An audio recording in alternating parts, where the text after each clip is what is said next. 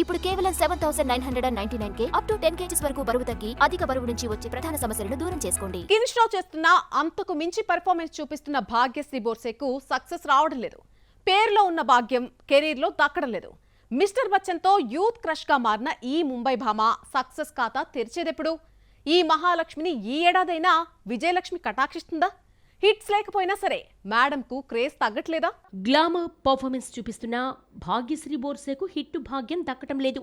Mister Bachchan లో తన అందాలతో కుర్రకారును గిలిగింతలు పెట్టి ఓవర్ నైట్ స్టార్ బ్యూటీగా మారింది. ఈ గ్లామర్ షోతో మేడం కెరీర్ ఎక్కడికో వెళ్లిపోతుందనుకున్నారంతా.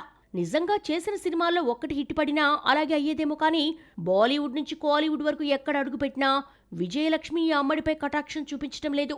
2025లో భాగ్యశ్రీ హవా చూసి పక్కా హిట్ కొడుతుందని అనుకున్నారంతా.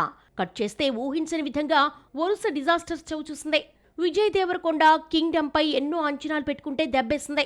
దుల్కర్ సల్మాన్ కాంతాలో కాలీవుడ్ తెరంగేట్రం చేసిన మహాలక్ష్మి డీ గ్లామర్ రోల్ తో ఆకట్టుకున్న నో యూస్.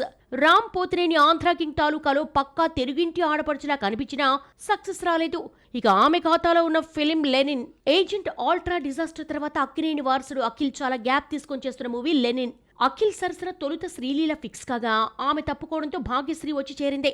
రీసెంట్లీ రిలీజ్ చేసిన వారివా సాంగ్ లో ఈ ఇద్దరి మధ్య కెమిస్ట్రీ వర్కౌట్ అయిందన్న కామెంట్స్ వినిపించాయి.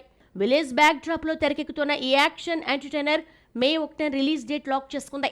కానీ పెద్ది ఏప్రిల్ 30కి వాయిదా పట్టడంతో ఈ మూవీ పోస్ట్ పోన్ అయ్యే ఛాన్స్ ఉందన్నది బజ్.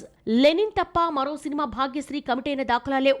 కానీ మేడం సక్సెస్ ఖాతానే ఓపెన్ చేయకపోయినా క్రేజ్ తో ఆఫర్స్ కొట్టేస్తోంది. వరుణ్ తేజ్ మూవీతో పాటు శివకార్తికేయన్ తో ఓ ప్రాజెక్ట్ సైన్ చేసినట్లుగా సమాచారం. అలాగే హిందీలో రణవీర్ సింగ్ ప్రళయ్ కోసం ఈ భామ పేరునే పరిశీలిస్తున్నట్టుగా బజ్. ఇక ఇప్పటి వరకు హిట్టే చూడని భాగ్యానికి లెనిన్ ఆఫర్స్ క్యూ కట్టే ఫిల్మ్ అవుతుందా, అఖిల్ కంబ్యాక్ మూవీగా మారుతుందో చూడాలి.